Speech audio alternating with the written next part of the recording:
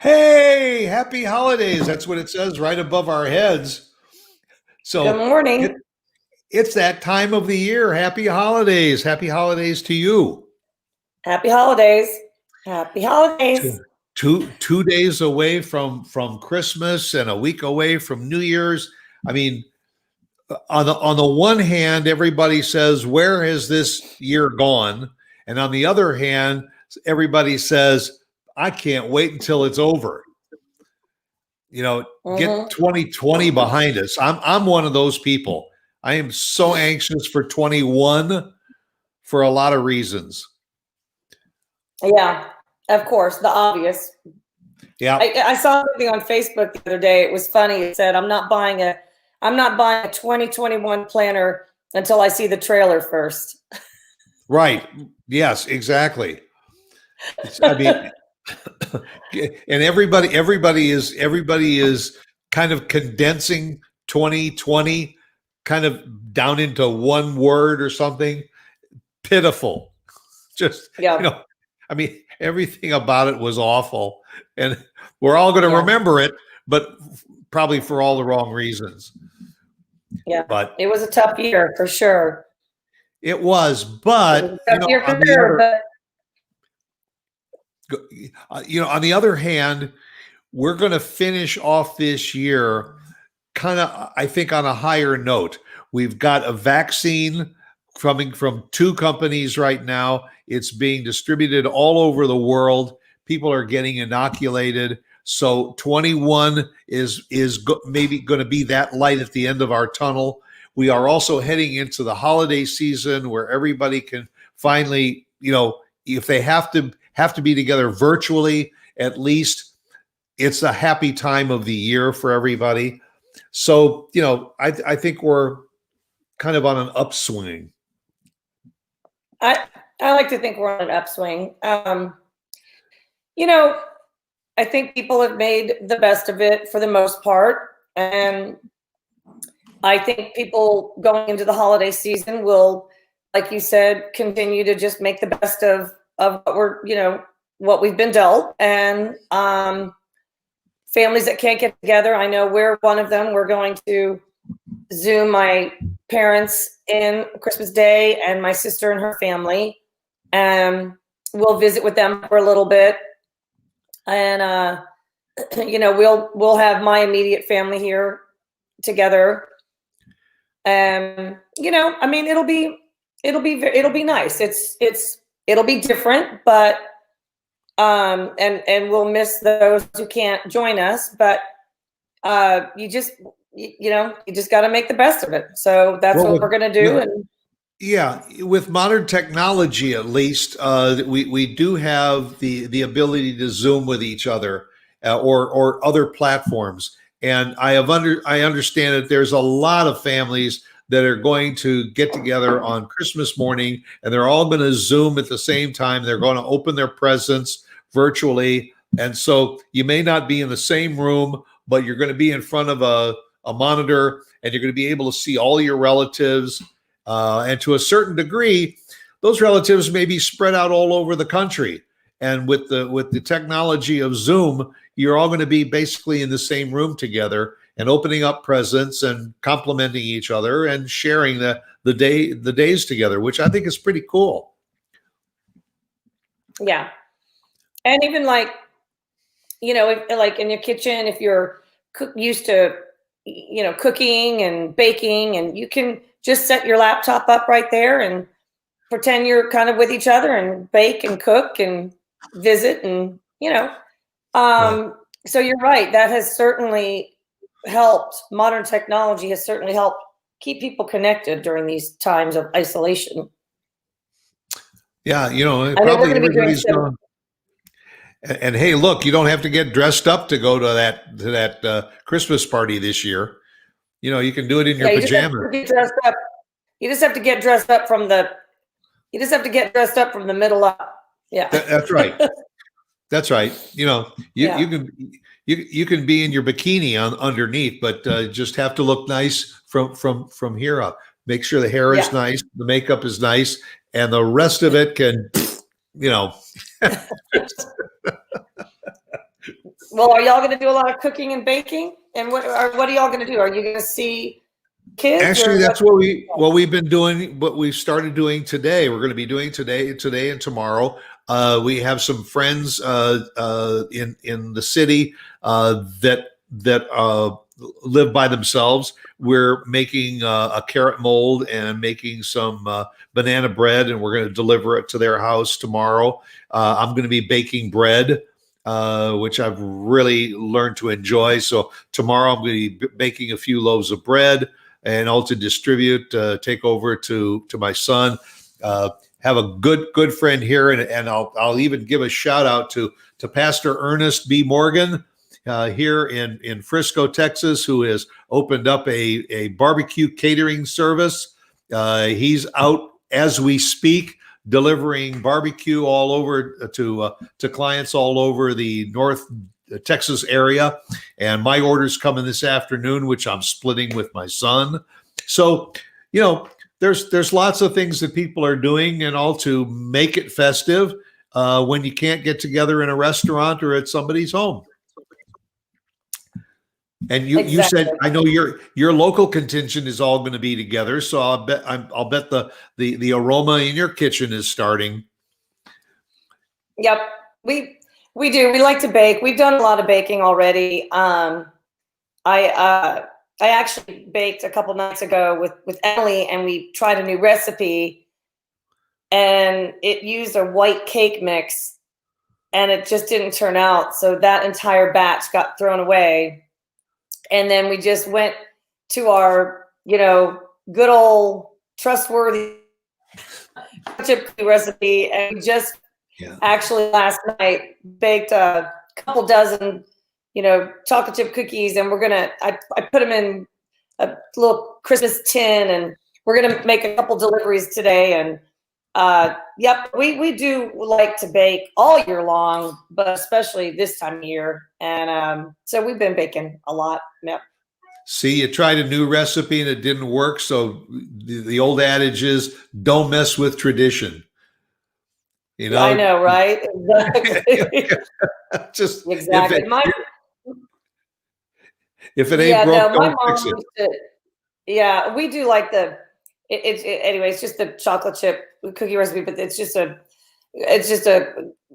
our go-to kind of treat. But my mom used to make little Italian cookies, and they were like not a sugar cookie, and not really, I guess it would be more like a shortbread.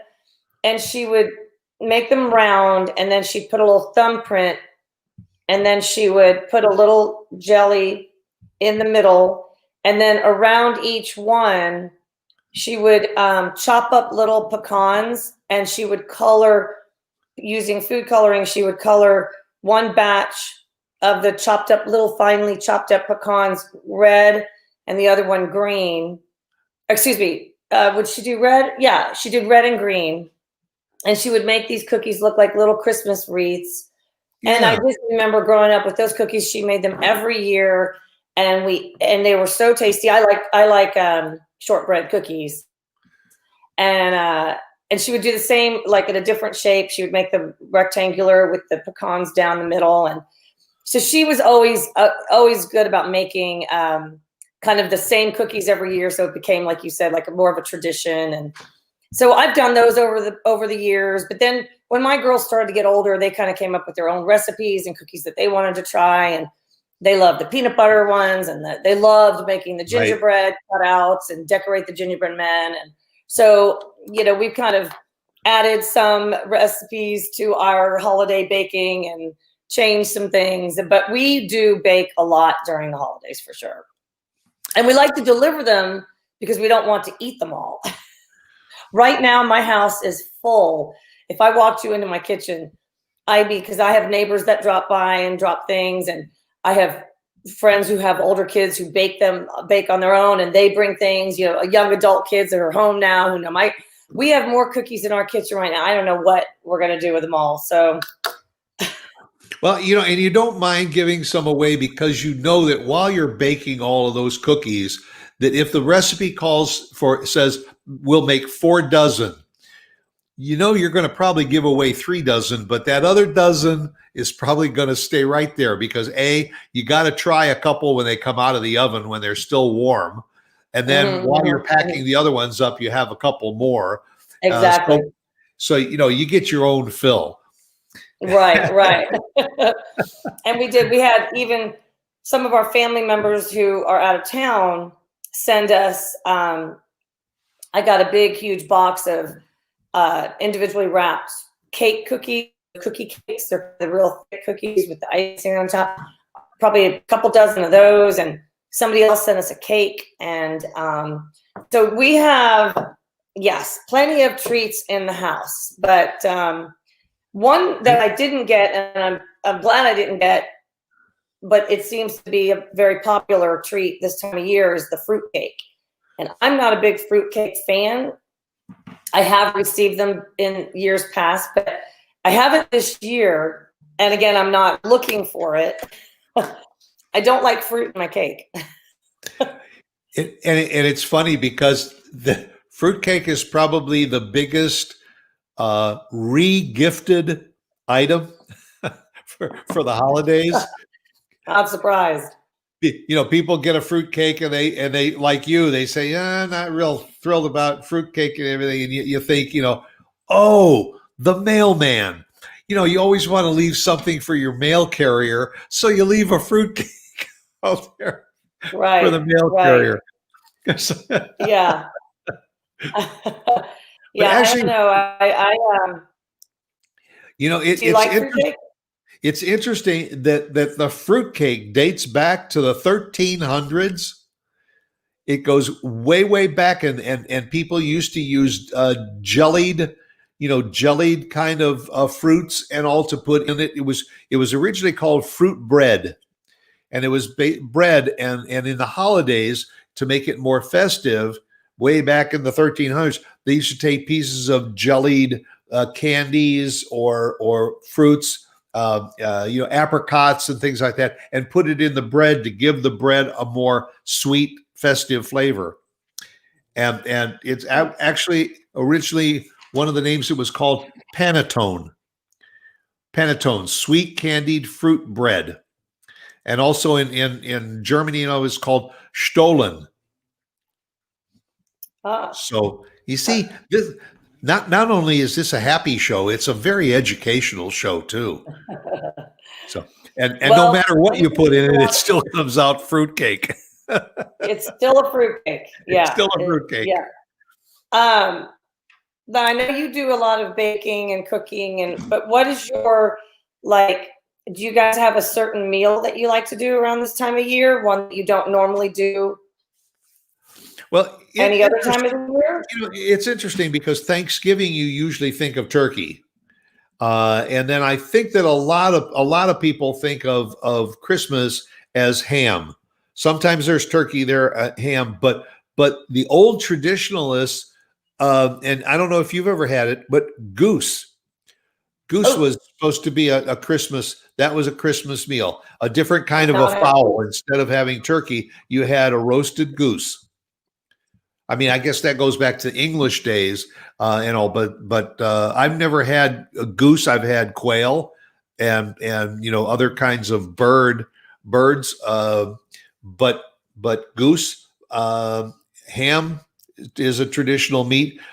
But I got to be honest with you. I mean, and it's the same thing like turkey for Thanksgiving. There are usually so many things on that buffet table that if I have one or maybe 2 slices of turkey or any kind of meat, I'm probably stretching it because I want that plate filled up with all kinds of casseroles and other goodies. So I don't want to take up my plate with a bunch of meat. How about you? Get that protein. Get that protein off the plate. That's right.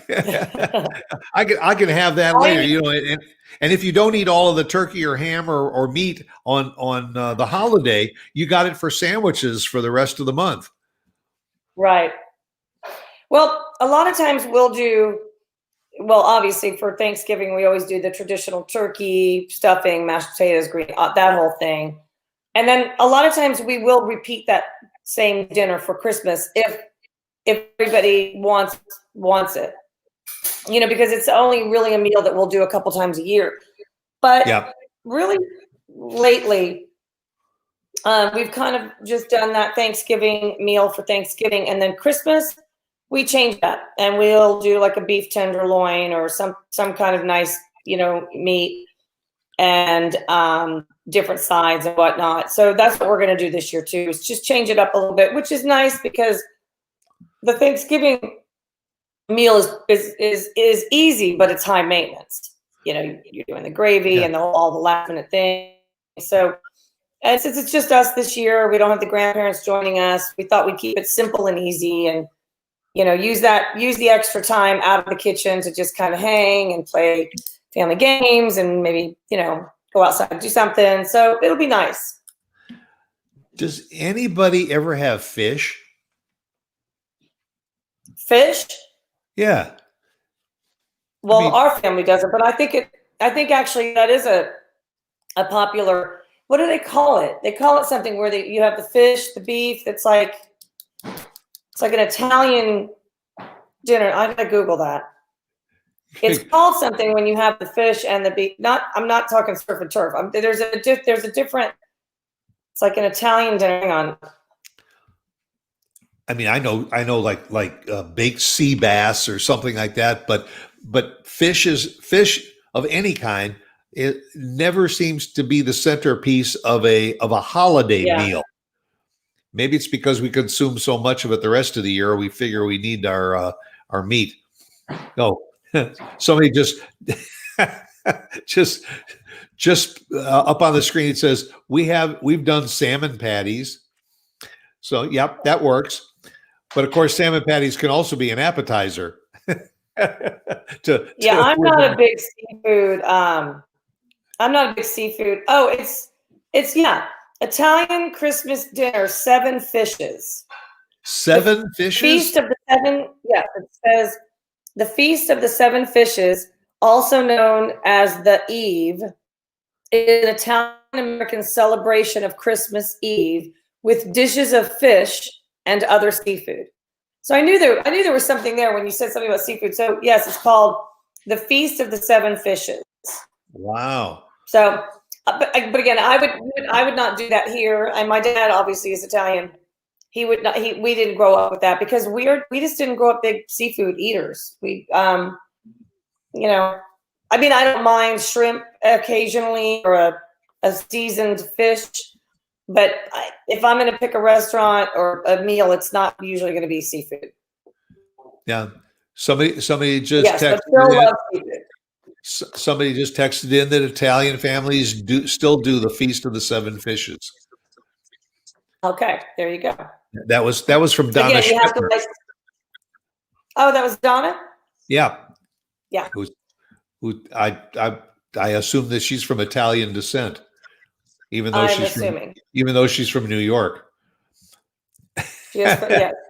There. Well, yeah. We just. I'm wondering. I just learned something. I didn't even know there was something, a feast of the 7 fishes. I'm imagine in some Japanese. Learn something new every day. Yeah, in Japanese cultures, there must be some kind of feast of the fishes too, because they do lots of raw fish. Sushi and all, but maybe they even have. I found it interesting too because I went to the store yesterday because my kids decided that on Christmas Eve they wanted Italian. They wanted an Italian dinner, and they love vodka sauce, and we always find that that's good over rigatoni pasta. Rigatoni is the big, large tube. Anyway, I went to the grocery store yesterday and bought all my ingredients, and they had all different kinds of pasta except for rigatoni. And where the rigatoni was to sit on the shelf, it was completely empty. And I thought that was odd that of all the pastas, the rigatoni seemed to have been a very popular choice now this time of year, I don't know, or maybe somebody was coming and cooking for a large group and needed all rigatoni, but I just thought that was, I've never, ever, ever not been able to get rigatoni. But yesterday I couldn't find it. So I'll have to venture back out. Obviously, more people have Italian on Christmas Eve than you thought. Yeah. I've been, a lot of times on Christmas Eve, we've gone out, we'll go to church and then we'll go out, but we are not going to church. We're going to have to watch it virtually. And we thought, well, since we're going to be home, let's not deal with the crowded restaurant anyway. So we decided, took a vote, and everybody wants Italian. So that's what we're going to do. And it's simple and easy. And, my Emily does a lot of cooking. And so she's in the kitchen a lot, which is a huge help. So yes, it'll be a, while we won't have family here, which is really a bummer, it will be a quiet, relaxing Christmas. I mean, I'll have my immediate family, of course, and that will be nice. But you need that once in a while too. It's kind of a return to the basics, and exactly. do it. But so do you for cookers, do you serve any of the other traditional stuff on Christmas? I mean, have you ever had plum pudding? Plum pudding is supposed to be one of the desserts. Huh? I know that it's one of the things is listed as a traditional dish for the holidays, plum pudding. And I've never had plum pudding. Have you? No, I've never had plum pudding. It doesn't sound like something I want to have. It goes back to the Victorian times. I love doing research on this kind of stuff. And originally, the original plum pudding didn't have plums in it. So you wonder, excuse me? Figure. Yeah, it was raisins and currants and almonds and dried fruits and stuff all mixed together into a pudding. Raisins and almonds and what? And dried fruits and currants. Currants are those are also like raisins and stuff. But they mix all that stuff and then they make it into like a pudding that you'd have on the side with your meat. But they called it plum pudding and it never had plums in it. Huh. Go figure. That's interesting. For us, we don't do anything like that. Usually Thanksgiving and Christmas, we'll have pies. That's usually when we have our pumpkin, our pecan. When my dad's with us, we usually always get a cheesecake because he loves cheesecake. Bluebell, usually around this time of year, comes out with their seasonal flavors. So we'll always have a couple gallons. Phil's a big ice cream eater. A couple gallons? Oh, yeah. Oh, my gosh. Bluebell, people who know Phil know Bluebell. When we lived in New Jersey for a while, that was one of the biggest cons of living in New Jersey is that they didn't sell Bluebell. But he loves Bluebell and the seasonal flavors. They come out with like cookie dough, holiday cookie dough flavor or peppermint candy cane, something or other. And, we always keep eggnog in the house because my father-in-law loves eggnog and he'll put in the evening, he'll put a little, I don't know, bourbon, whatever you put it, rum. I think it's rum, excuse me, a little rum. And he'll sprinkle the little nutmeg on top or whatever. So he loves his eggnog. So those are more of our kind of desserts around the house would be our Bluebell, our pies, a cheesecake. And my dad's birthday is on Christmas Day. So of course we always have, birthday cake too. Yeah. Oh, I didn't know that. He's a Christmas baby. Yep. Wow. Mm-hmm. Yep. So those would be our desserts that you would find in the Loic household for sure, around this time of year. And I was going to ask you about the eggnog because I've never really been a fan of it. I mean, if in my eggnog, because eggnog is basically eggs and milk and sugar and rum. And if you hold the eggs and milk and sugar, I'm good for it.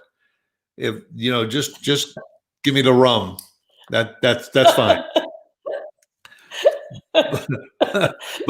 but now I've never been quite a fan of the eggnog. And you also mentioned your desserts, pumpkin pie and pecan pie and all. But at the holidays, mincemeat pie is also supposed to be a traditional pie. Have you ever had that? I haven't. I have not had mincemeat pie. And is that's it like a fruity pie? Yeah, in fact, I think the best way I could describe it is if you take that fruitcake and you mash it all up and then put it in a shell and bake it, you basically get mincemeat pie. But what it is that also used to be kind of like a baked shepherd's pie.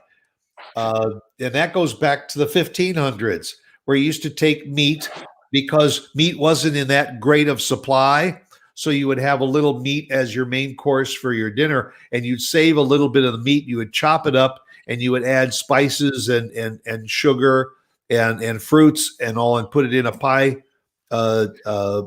pastry and bake it. And it was called minced meat pie because it was minced up meat.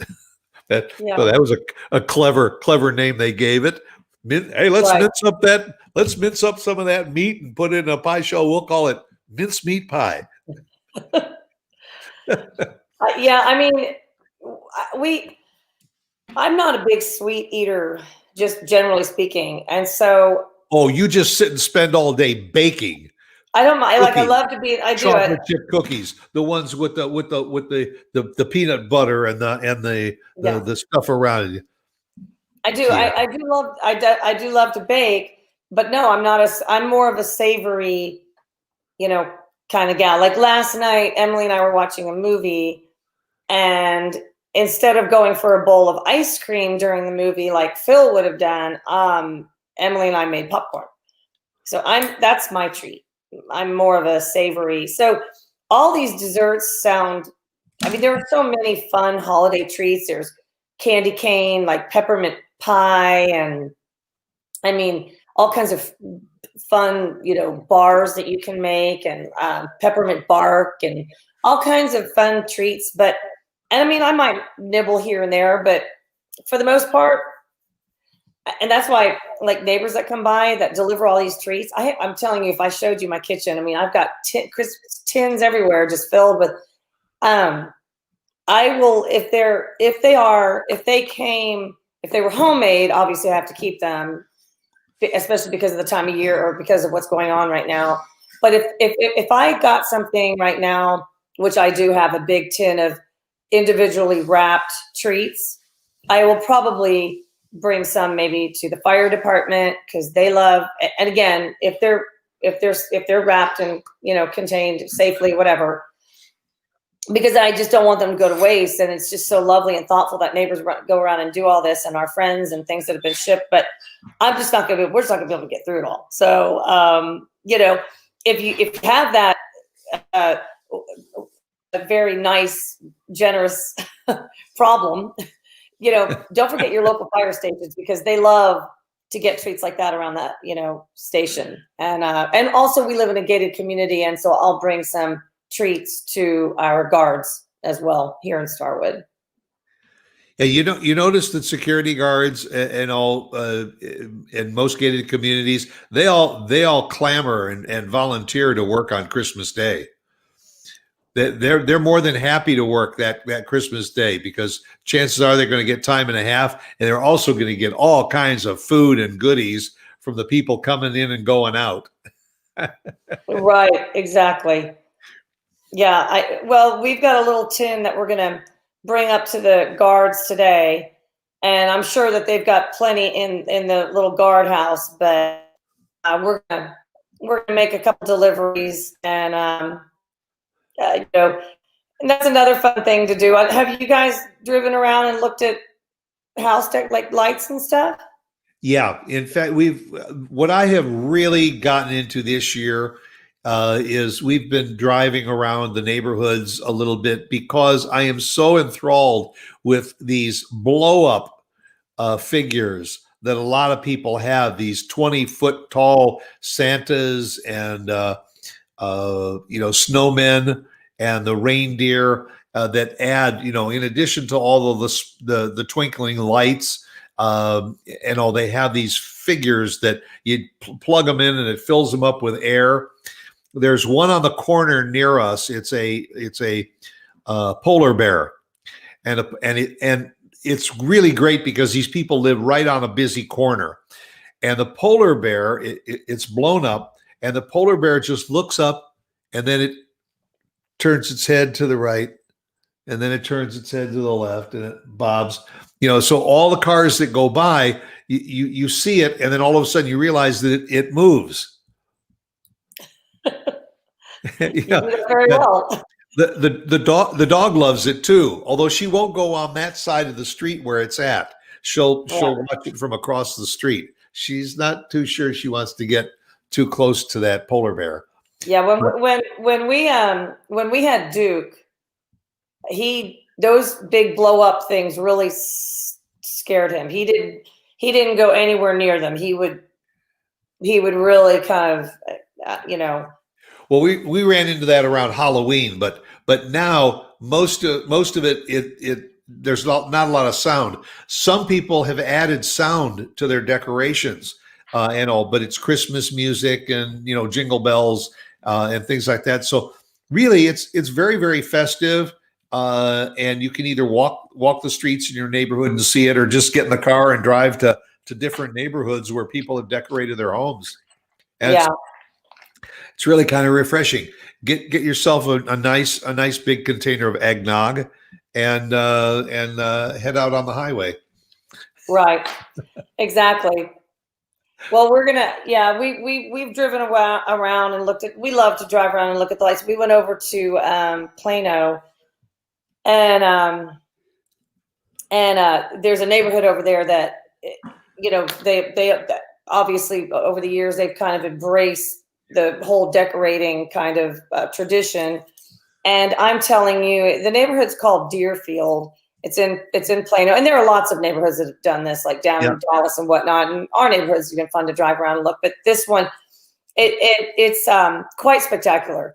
And one of our favorite houses was, you had these two homes that were decorated like just lights and figuring, cutouts in the front, and moving things and music and all that, and just beautiful. Both these two houses next to each other, and then the third house had this sign in the yard with an arrow pointing toward the house next door that was just done up spectacular, just beautiful, lights everywhere. And the sign that was in this house, by the way, this yard, pitch black, lights were off, the house was dark, no lights, nothing. And this sparkly sign said ditto with an arrow pointing to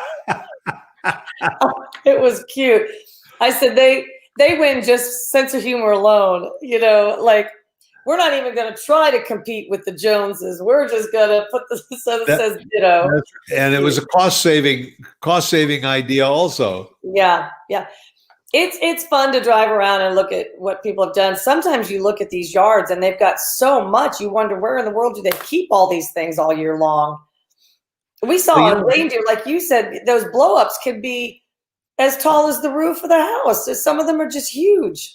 Yeah. And it's interesting that there's a lot of these lawn maintenance companies that, they're a lawn maintenance company in the spring and the summer and the fall, and then they go into the house decorating business for the winter. Yeah. And they go around and they'll come in and I mean, because I've driven through the neighborhood over the last few weeks, and I mean, you see these guys up on the ladders and up on the roofs and all, attaching all these lights to the edges of the houses. And I mean, I could never get up on a ladder to try and do that. If you paid me $1 million, right, well, maybe $1 million, I'd do it. But but it's incredible, and it's just a nice big old plain house one day, and the next day at night when the sun goes down, boom, the lights go on, and it's like driving through a light museum. Yeah. Well, our downtown Frisco does a nice job. Have you driven through Yes, the yeah, square? yeah, and a lot of small towns, if they have like a town square, very often will do things like that. And over the years, it's kind of morphed into the music is synchronized to the lights. So if Yeah. it's a rock type thing, the lights are twinkling, and if it's a slow ballad, they're just going on and off Yeah. slowly. Uh, you have all kinds of lights that will change colors, it's like a light show, and it's very inviting, and especially now during challenging times, if you could just walk down a street and enjoy the lights and all, as I say, with a nice warm beverage, and all, it's a nice You way mean to get you mean away from being in a, the house. you mean a beverage like an eggnog with rum without the eggnog? Exactly. Yeah. Yeah. The eggnog minus the milk and the rum and the sugar. And by the way, I never did answer your question. I actually am not an eggnog fan, but I have it at my house. And usually, like I said, my father-in-law loves it. And we've, over the years, been together a lot with them over Christmas. And so I always have it in my house. But it's a little too rich and thick and sweet for my taste. That's what I'm saying. One part eggnog, 5 parts rum. That's the best way to do it. Right, exactly. You know, And that's another thing, we're talking about just the holidays or whatever. But during these times when we're trying to kind of keep our distance, the whole tradition of these lights and decorations is still is still something that we can all very much enjoy, because you can get in your car and safely drive around and still partake in that tradition and stay socially distanced. So it's something that you could do. turn on Pandora or Sirius radio in your car and everything to a holiday music station, and create your own ambiance. Exactly. Hey, another tradition for the holidays. Have you ever had roasted chestnuts? Oh yeah, my mom used to make those a lot. I don't love them. Do you? No, that's one of those things that I kind of enjoy just having a few every year around the holidays, like my candy corn at Halloween. But I know that because your family is from New Jersey, and all, roasted chestnuts seem to be real big on the East Coast. We I used think to go so. Yeah. to New York, and on the streets of New York, you could buy roasted chestnuts, and Right. you have to develop a flavor for it, because it's like a hot pistachio nut, Mhm. and it has a consistency and a flavor of its own. But most people have always heard of roasted chestnuts, but have never had one, and I've never seen them around here. Yeah, my mom does them. She hasn't in some years now, but she used to do them all the time, every year. I don't like, you were talking about the consistency, the texture. They're chewy. Yeah, They're kind of chewy. They're not a hard nut. Yeah, and they're kind of mealy, you actually. kind of peel it apart. Huh? Yeah, Yes. Yeah. that's what I say. It's almost like a Not one of my pistachio. favorites. You take the shell off, and then you take the covering off of the nut, and you finally get down to the nut to eat it. But you take that same nut and you heat it almost to the point of burning your tongue. They say that Yeah. because the theory was that if you had roasted chestnuts on a cold night when you were walking, if you ate some hot chestnuts, it would just go down and just warm your tummy, and you would warm up. Plus, you took the bag of warm chestnuts and put it inside your coat to warm your body. Oh, I did not know that. Interesting. Okay. Sure. So Multi-purpose. they were not only tasty, they were purposeful. Yeah, exactly. They served a function. Yeah. Still not my favorite Christmas treat for Yeah, sure. but it's interesting that there are a lot of those Christmas holiday traditional foods that, yeah, you've heard of them and you'll taste them and maybe you'll have a little bit for the holidays, then you won't see it again. Your mom just put a note up there, says chestnuts are wonderful. My mom did. Yep. Oh, I didn't see that. Oh, there she is. Chestnuts Yep. are wonderful. Chestnuts are wonderful. I told you she loves her chestnuts. So see, now you can have a feast of the seven fishes and roasted chestnuts, and you Exactly. got a perfect meal for the holidays. And then fast forwarding. I don't know if you do this. We try to eat our black-eyed peas on New Year's Day. All right, and how do you prepare your black-eyed peas? Oh, you can just heat them up, or you can. My next door neighbor Joni, she does she'll get a ham bone and she'll get and she'll put it in there and mix it with some spices and whatnot, and she'll have her black-eyed peas simmering all day long, and they're delicious. It's just supposed to be good luck to have black-eyed peas on the first day of the year, and we do I never knew that one. Yep. So I just learned something too. Black-eyed peas on New Black-eyed Year's peas. Day. Here, I'll Google the official explanation. But yes, black-eyed peas. Do you like black-eyed peas? Yes, I do. And they're good for you too.